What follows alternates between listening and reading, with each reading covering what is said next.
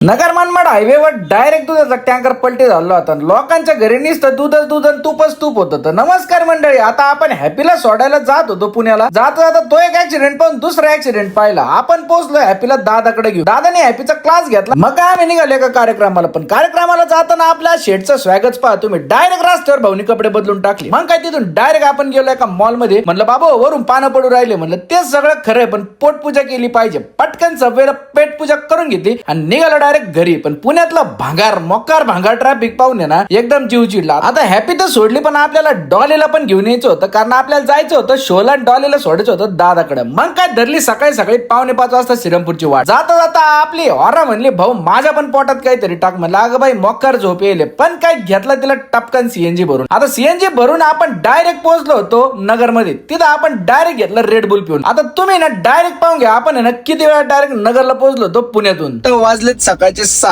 आपण निघालो होतो शार्प 4:45. म्हणजेच आपण 1 तास 17 मिनिटात डायरेक्ट आलेलोय अहिल्यानगर महानगरपालिका. आपले सरशी स्वागत करीत आहेत. हा ब्रिज कुठला आहे तुम्हाला तर माहितीच आहे, आणि म्हणजेच नगर बायपास. आता नगर बायपासून जसं घराकडे निघालो आपल्याला एकदम दणकेबाज पाऊस लागला. म्हणलं बाबू पावसाने पण आपलं एकच नंबर स्वागत केलं. पण चालता चालता डायरेक्ट अजून एक ट्रक आपण पलटी झाली पाहिजे.